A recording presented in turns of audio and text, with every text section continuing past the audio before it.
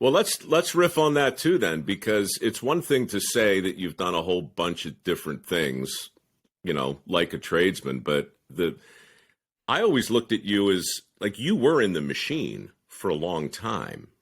Was that when you left? What was it, K-Rock? Was that like the whole leaving radio? I want to know what Baby Doll thought of that, and I want to know how it felt initially to leave whatever system you were in, whatever machine you were in, to literally start, you're on the part of the map that says, here be dragons. At least you were once upon a time.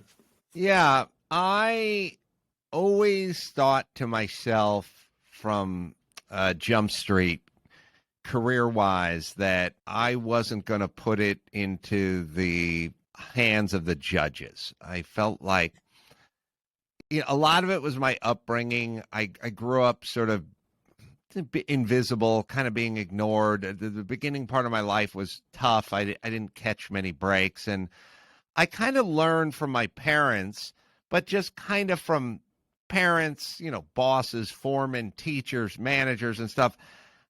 I was just like, I got this thing where like no one's going to do anything for you. You're not going to win based on somebody going, hey, that kid's got it. It's just never going to work. I had that seared into me. I think it was probably my family. They weren't fans. They didn't take much interest. I was just kind of on my own. And I kind of got this feeling where it's like you're somewhere between invisible and disliked. So you would like to get into show business. And I remember I had a roommate, and I was in my later 20s, and I showed up to the dining room, and we rented a house, and he was just sitting there filling envelopes with he had his headshot in there, he had his bio on there. And I said, what are you doing? And he said, I'm just sending these out to agents. I didn't say anything to him, but I was like, that's going right in the garbage. You think someone's going to open this manila envelope and go, oh, Ralph, this guy. Finally.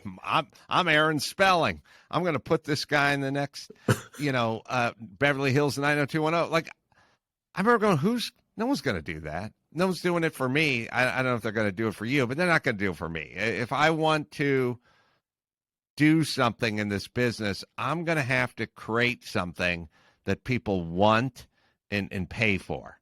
And I was always that way. Nobody cast me really in anything. I was, the Man Show was the Man Show because we created the Man Show.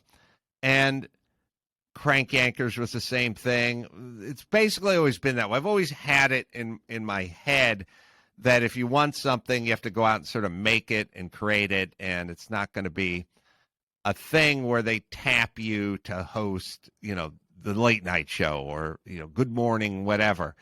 So radio ended. They flipped the format. I was doing mornings. I've syndicated in, 10 cities or something. And I just went and thought, well, now it's time to do it for yourself. And I never thought about it much. I didn't look back much. I didn't really get into the, checks and balances too much. I just kind of went, well, this is what you're doing now. And that's what I did. Did you have kids when you made that decision? Yeah, twins, young twins, probably 2 years old. Oh, and was your wife working? No, she was not. The balls.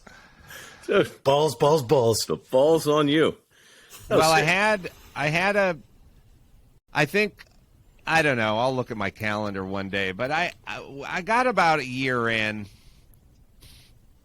I got about a year into podcasting. It was costing money because of the bandwidth. There was no model for revenue. I wasn't really making any money.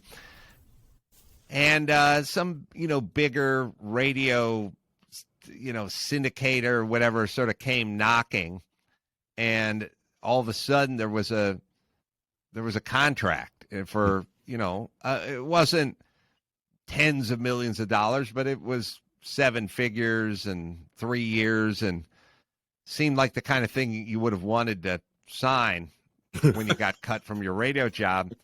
And I do remember I was out doing a show on the road, and the podcasting was just starting to get a little bit of traction and so on and so forth.